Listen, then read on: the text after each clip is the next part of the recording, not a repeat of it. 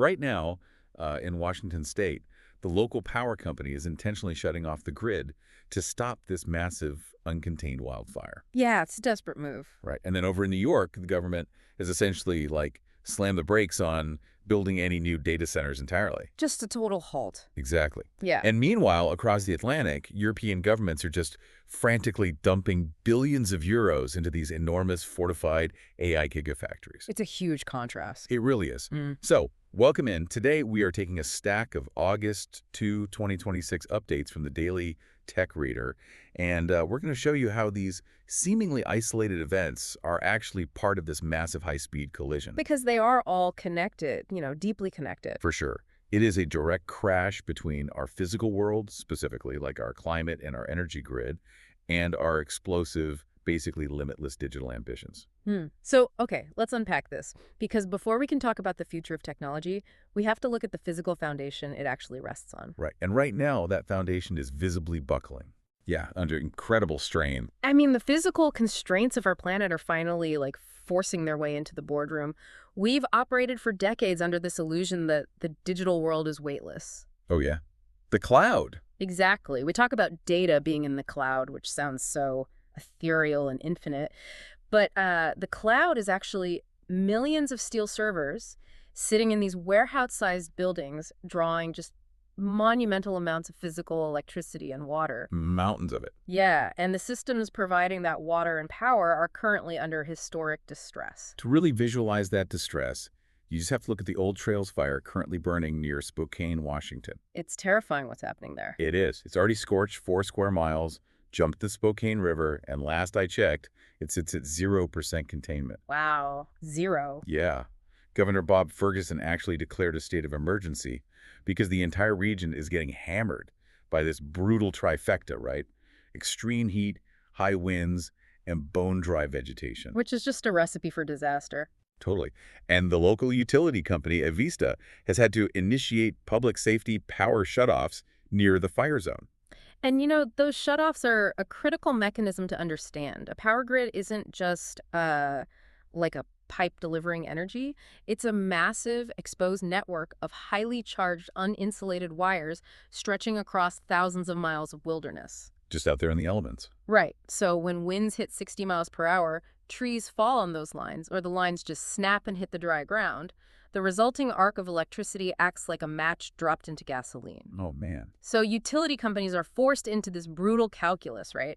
Cut the power to thousands of homes or risk burning down entire towns. But cutting the power introduces its own immediate public health crisis. I mean, I used to think of the grid like a frayed rope in a tug of war, but it's actually more like water pressure in an old, fragile plumbing system. Oh, that's a good way to look at it. Because on one end, you have everyday human survival needs, demanding pressure hospitals needing lights, families needing air conditioning, people needing to keep their, insulin refrigerated.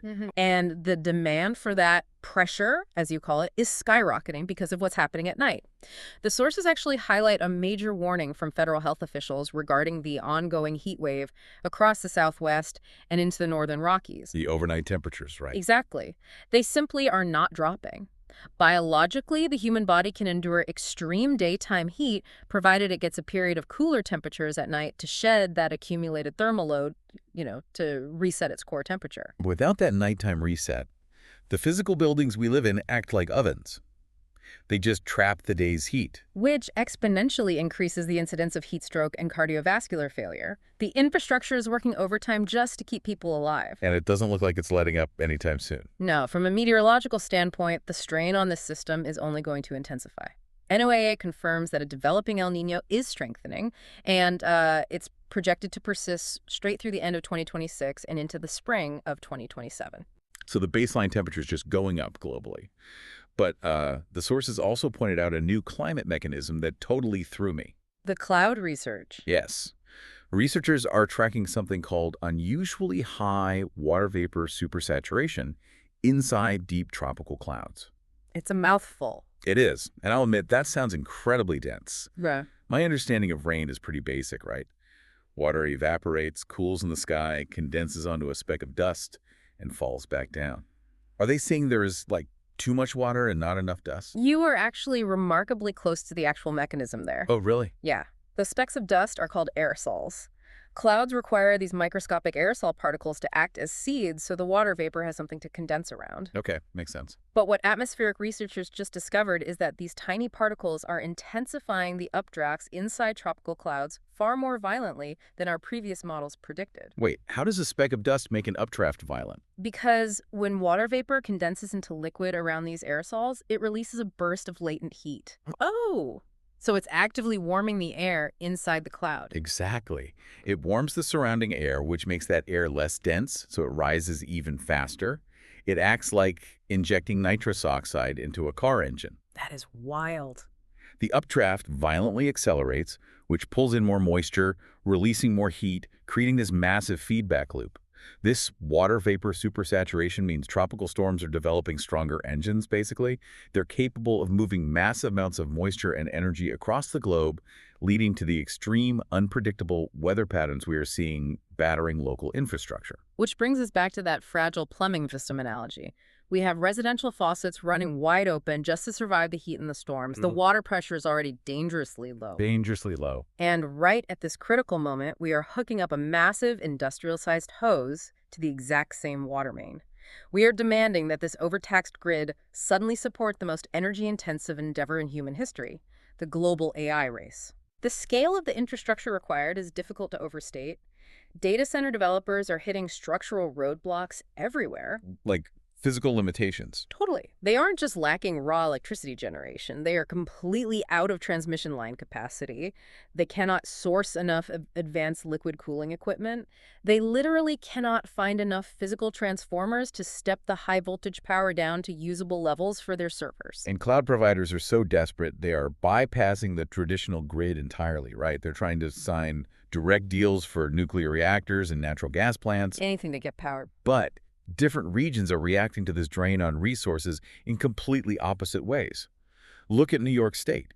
They just enacted a temporary halt on all large data center construction. Which is a massive policy shift. Right. They looked at the math of how much water and power these facilities siphon off, and they panicked. It sparked this massive national debate over utility costs. New York residents are asking, like, why should our monthly power bills go up to fund the multi-billion-dollar grid upgrades required by a private tech company's data center? What's fascinating here is the stark divergence in global strategy. New York is slamming on the brakes to protect local resources and taxpayers. But you look across the Atlantic, and the European Union is mashing the accelerator to the floor. Which is going all in. Yeah, the EU just advanced this massive 10 billion euro plan to build 7 distinct AI gigafactories.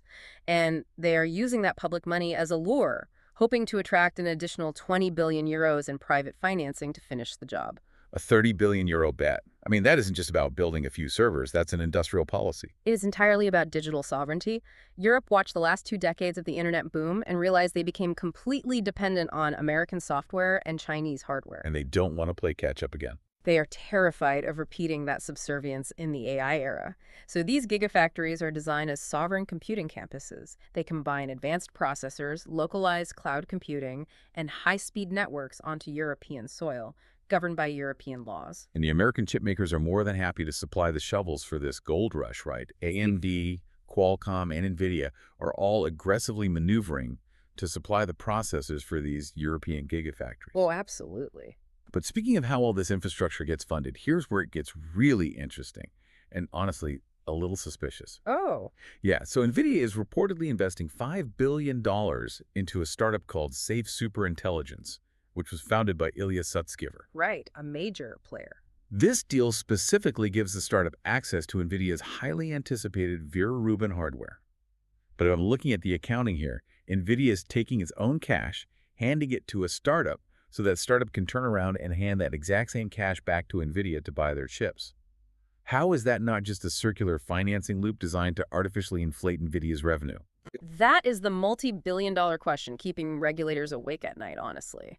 The mechanics of these investments heavily reinforce market concentration. Okay, break that down for me. Let's look at how it hits a balance sheet. If NVIDIA just holds $5 billion in cash, it's just cash.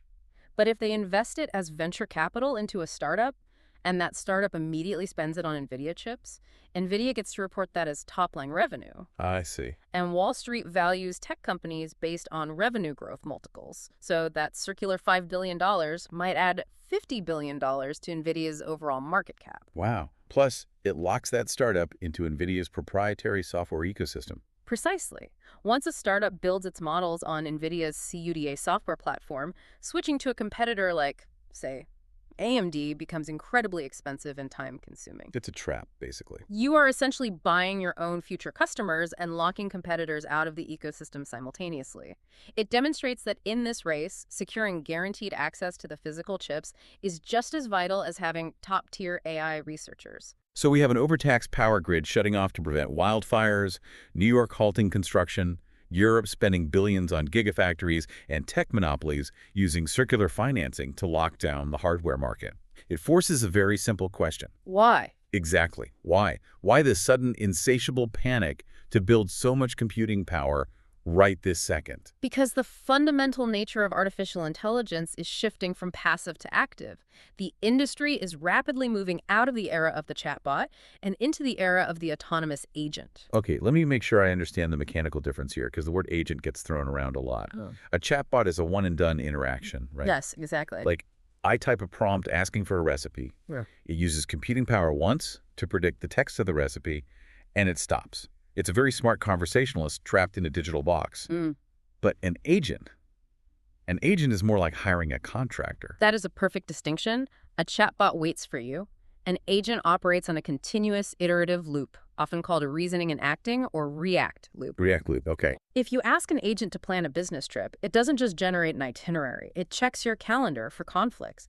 It navigates to an airline's live website. It inputs your corporate credit card. It books the flight. It emails your client to confirm the meeting time. So it's actually doing things. Yes, it takes physical, irreversible actions across multiple applications without waiting for your permission at every single step. And mechanically, every single step of that process, checking the calendar, reading the website, deciding to click a button, is essentially generating a new prompt in the background. Exactly. It is constantly querying the model.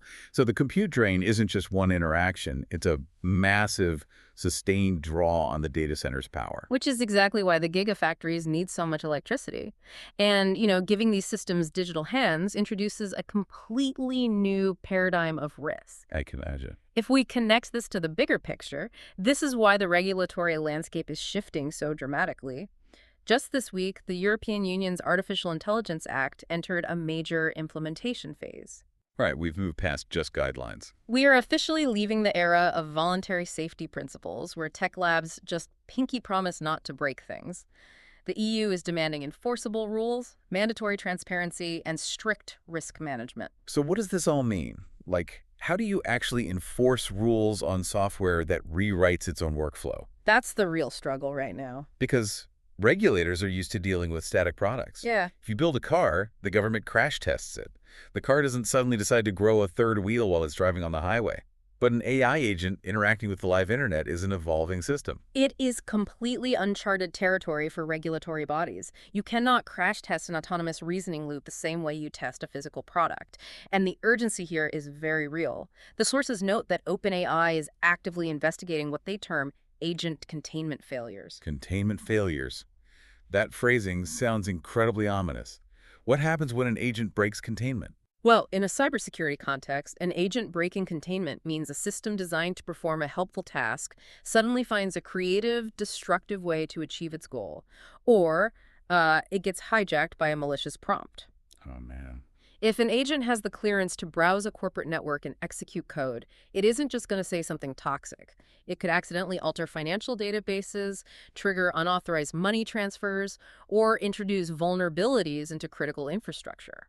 Which explains why the U.S. government is frantically dragging AI developers, infrastructure operators, and cybersecurity specialists into a formal, centralized coordination group. They have to. Right. If an agent goes rogue on a major banking network, they need a mechanism to share that vulnerability instantly before attackers exploit the exact same flaw in other models.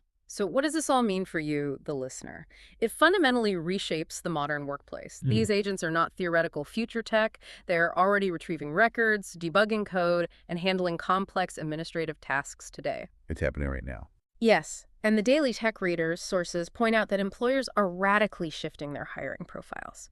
They no longer just want someone who can execute a task.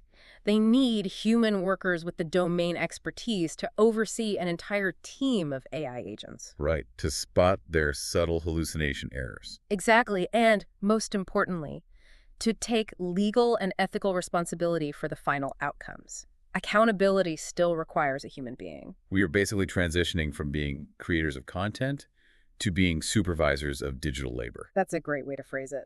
But here is the massive collision we promised to unpack. Mm-hmm. To deploy these digital agents, we need the gigafactories. To build the gigafactories, we need hundreds of billions of dollars in capital.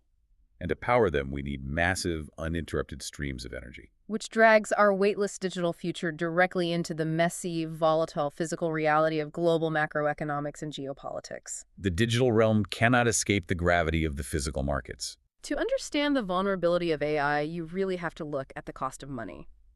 Our sources are tracking intense global market reactions to reported interventions by the United States and Japan to prop up the Japanese yen, aiming to halt its long-term decline. Okay, but why does a tech investor or an AI developer care about the exchange rate of the yen? This raises an important question because currency valuations are intimately tied to inflation. Okay. If a currency collapses, importing goods becomes wildly expensive, driving up inflation. To fight inflation, central banks hold interest rates high. When interest rates are high, borrowing money is incredibly expensive. And these facilities need a lot of borrowed money. Exactly. Those European AI gigafactories and the massive data centers in the US rely on staggering amounts of borrowed capital. A sudden currency shock could make the debt required to build AI infrastructure completely toxic. It's a financial house of cards. And then you look at the physical energy required to run the facilities. Global energy markets are incredibly tense right now. OPEC Plus just agreed in principle to raise their September oil production targets by about 188,000 barrels per day. Right. They plan to pause increases after that. But they are adding physical supply to a global market that is, frankly, on edge. The geopolitical backdrop to that oil supply is just a web of fragile negotiations. Exactly. And we want to be very clear with you, the listener, that we are strictly reporting the geopolitical developments exactly as laid out in the Daily Tech Reader, just to understand the market pressures here. Right, just looking at the facts on the ground. According to the sources, President Donald Trump held off on renewed strikes against Iran, citing hopes that negotiations could produce a rapid diplomatic agreement. And this temporary pause actually reduced some of the immediate anxiety in the energy markets, keeping oil prices somewhat stable. Though Iran did warn against further military escalation. Right. And at the exact same time, the sources detail ongoing Israeli strikes in Gaza, despite recent announcements of diplomatic progress. Hamas and Israeli officials remain in a deep clash over profoundly different interpretations of proposed terms regarding disarmament and the post-war arrangements in the region. And just to add another layer of complexity to the energy supply chain, Iraq and Turkey just finalized a one-year agreement to reopen a critical oil pipeline, which will improve the flow of crude to the Mediterranean port of Ceyhan. So we have all these physical moving parts, and we have major indexes like the NASDAQ currently propped up by tech earnings and the promise of AI capital spending. Investors are demanding that companies deploy this infrastructure. Yes, but they also want measurable financial returns. But look at the chain of dependencies we just mapped out. The digital future is entirely hostage to the physical present. That is the ultimate vulnerability. If the entire AI revolution requires endless cheap energy and massive cheap capital, how fragile is the system? Very, I'd imagine. A single geopolitical shock like, if those negotiations with Iran fail, or if the Iraq-Turkey pipeline is suddenly disabled, spikes global oil prices. High oil prices drive up global inflation. High inflation forces central banks to spike interest rates. Which crushes the debt markets. Exactly. Spiking interest rates crush the massive debt markets needed to fund data centers. The most advanced cognitive architecture in human history could literally be derailed by a single supply chain disruption in the Middle East. It really is the ultimate irony. Your retirement portfolio's growth or your company's future efficiency is banking heavily on the deployment of advanced AI agents. Absolutely. But that state-of-the-art, weightless digital infrastructure is completely at the mercy of the oldest, heaviest physical constraints we have, like oil moving through a steel pipe in Turkey, currency fluctuations in Tokyo, and whether the wind is blowing too hard over dry grass in Washington state, forcing a utility to just cut the power. It is a profound interdependence. We are rapidly building systems that can autonomously reason and act across global networks, and we are plugging them into a wall socket powered by a grid that is currently struggling not to catch the forest on fire. So we have unpacked the collision.